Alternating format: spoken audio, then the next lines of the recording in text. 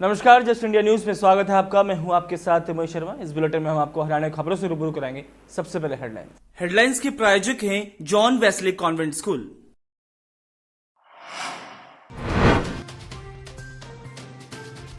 भारत में 13,800 के पार पहुंचा कोरोना संक्रमितों का आंकड़ा।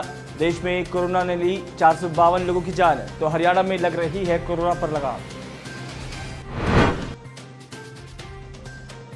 डिप्टी सीएम दुष्यंत चौटाला ने दिए संकेत, 20 अप्रैल के बाद लॉकडाउन में मिलेगी कुछ ढील, लेकिन फिर भी लोगों को सावधानी बरतनी जरूरी।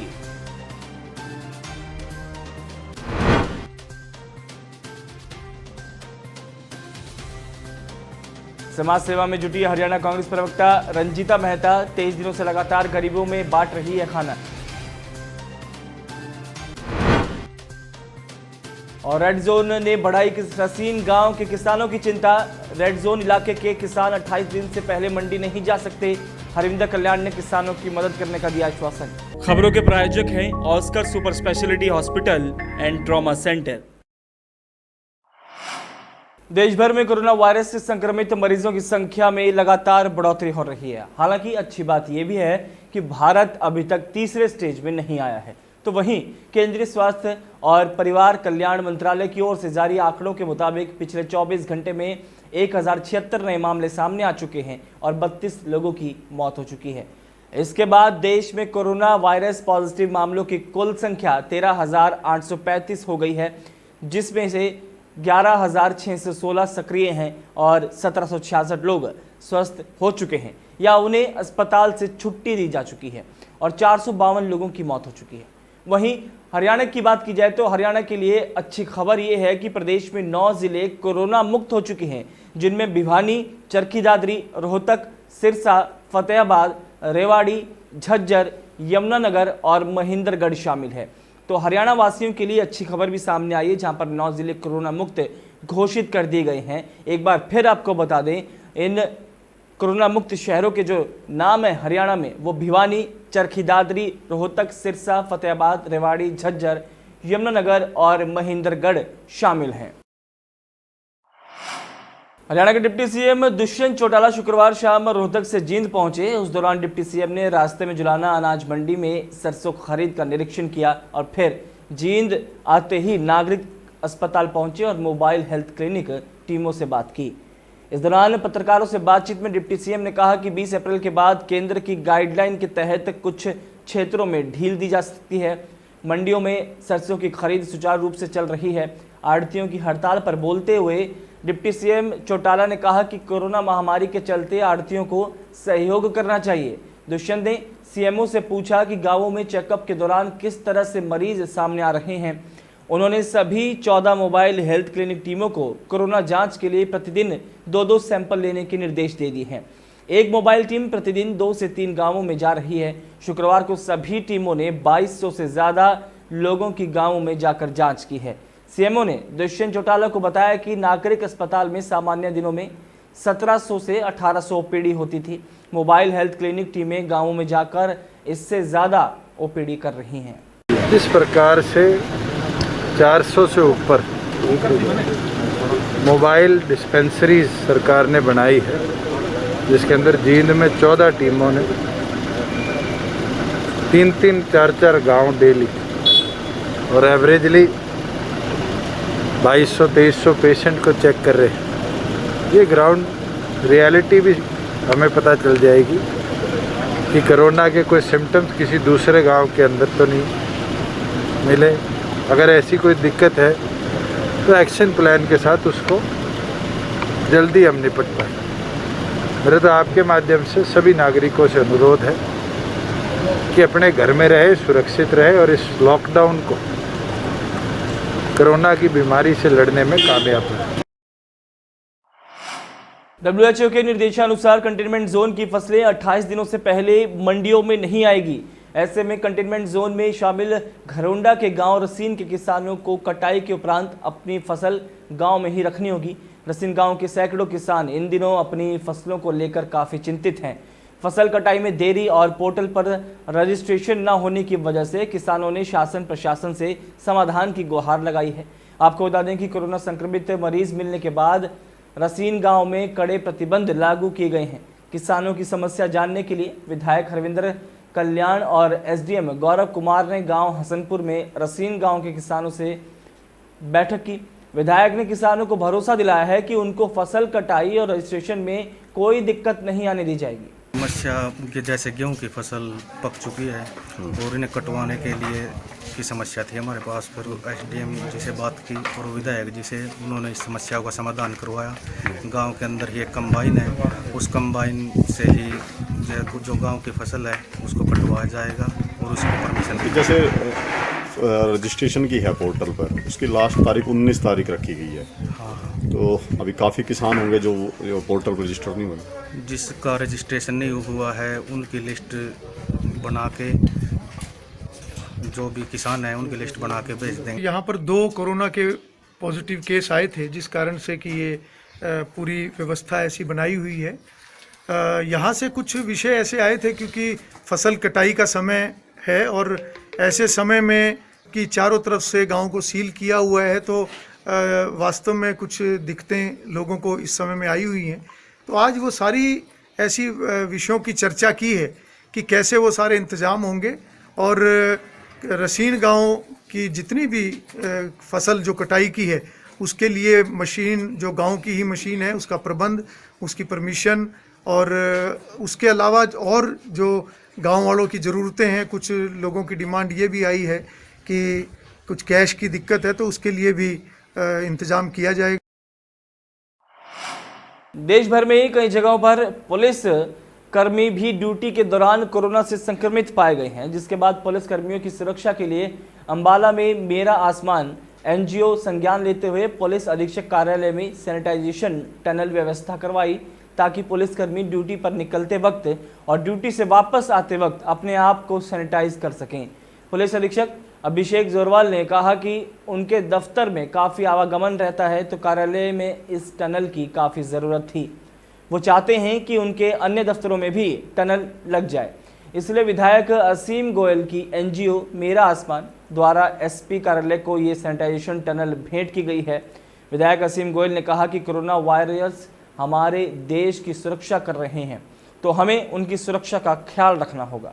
उन्होंने बताया कि इस तरह की टनल नगर निगम, अस्पताल और मंडियों में भी लगाई जाएंगी। वो लोग फील्ड में जाते हैं, फिर अपने ऑफिस में आते हैं, फिर घर चले जाते हैं। जैसे उनके कपड़ों पे, बालों में, सिर में कहीं से वायरस किसी ने टच कर दिया या कहीं ऐसी संक्रमित जगह पे वो टच हो गए, जैसे उनके कपड़ों पे वायरस लग गया, तो बंदा हाथ को तो अपने सैनिटाइज कर लेता है। वो लोग हाथ तो सैनिटाइज कर लेंगे, लेकिन कपड़ों और बालों की तरफ कोई ध्यान नहीं देता। तो इसीलिए हमने ये टनल डिज़ाइन करी है। मैंने और महिपाल जी ने मिलकर, दोनों ने ITI की वर्कशॉप विधायक जी ने हमें दिलवा दी थी, वहाँ पे हमने इसका काम किया था।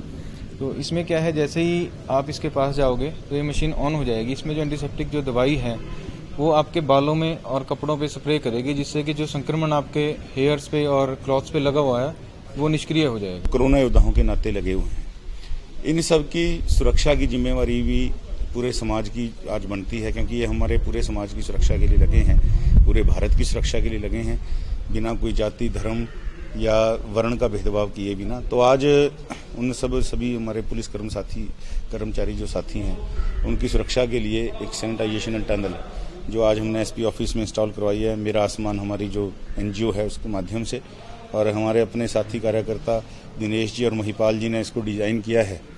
आज हमने इसका एसपी साहब के हाथों इसका जो है टनल का शुभारंभ करवाया है। सिंस हमारे जो मुलाजिम हैं 24 आवर्स ड्यूटी कर रहे हैं, तो और यहाँ पे फुटफॉल ज़्यादा है, तो इन्होंने यहाँ पुलिस लाइन में ये लगवाया है, जहाँ पे एसपी ऑफिस भी है। तो इसमें बेसिकली जो इन्होंने लिक्विड यूज़ किया है वो सेवलॉन का करा है, जिससे कि थोड़ा आप इसमें से गुजरते हैं तो आपके जो भी जर्म्स वगैरह हैं उनको किल करने के लिए ये सैनिटाइजेशन टनल उन्होंने दिया। और मैं देखता हूँ, मैंने इनसे पूछा भी है MLA साहब से इन्होंने कहाँ बनवाया है, तो हम कोशिश करेंगे कि कुछ हमारे सब डिवीज़न वगैरह में हम अपने लेवल पे बनवा लें। लॉकडाउन की घोषणा के बाद पंजाब से प्रवासी मजदूर अपने अपने घरों की तरफ पैदल ही चल दिए, लेकिन प्रशासन ने उन्हें रास्तों में रोक शेल्टर होम्स में भेजा, जहां उन्हें अच्छे से रखा जा रहा है, तो वहीं उनके खाने पीने से लेकर सेहत तक का ख्याल रखा जा रहा है।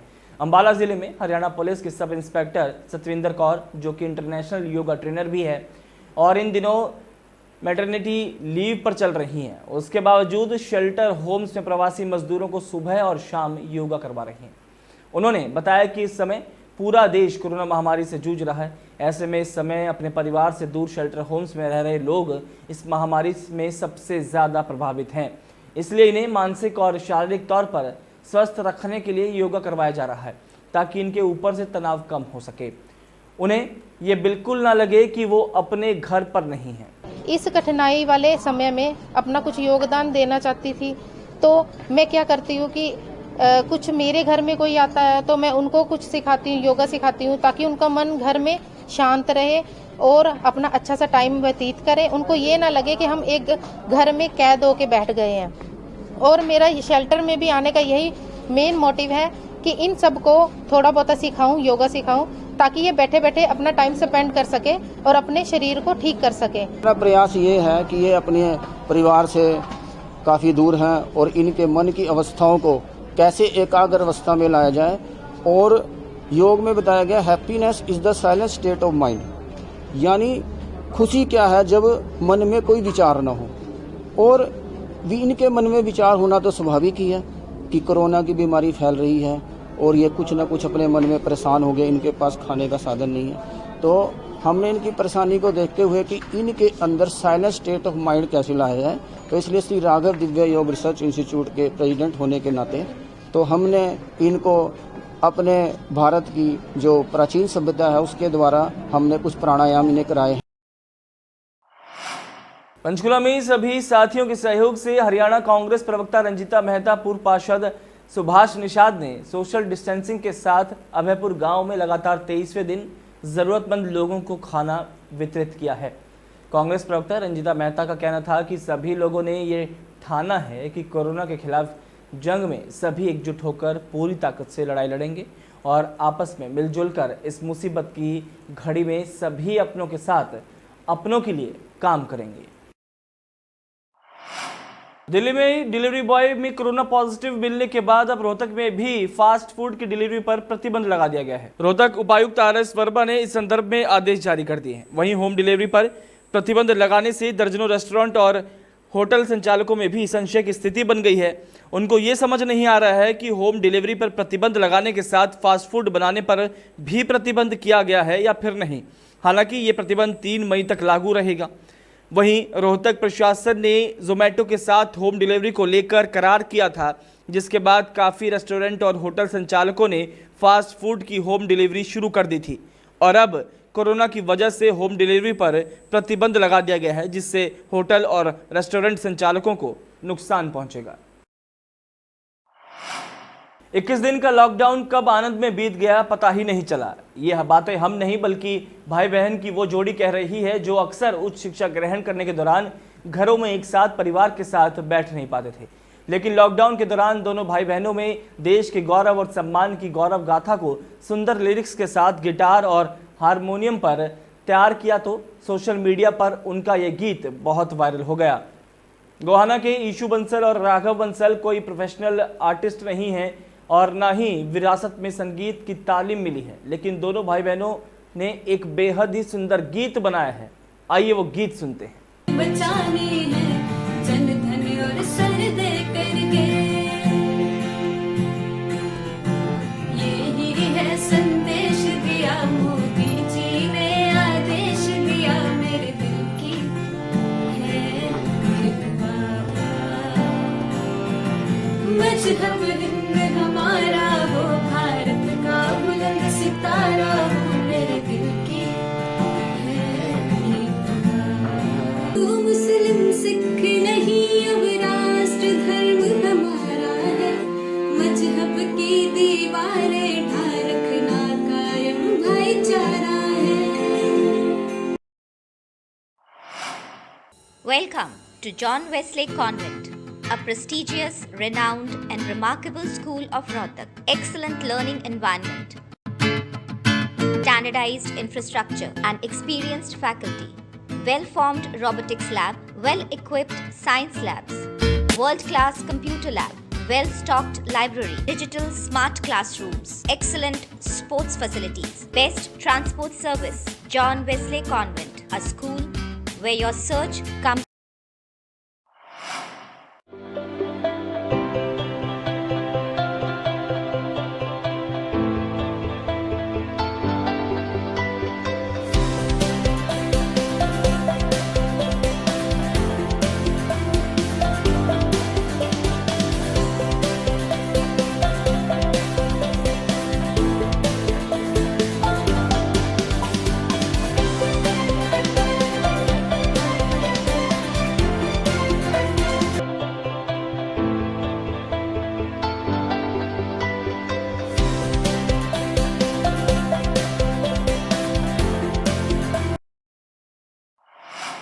इस बुलेटिन में फिलहाल इतना ही। दीजिए इजाजत, नमस्कार।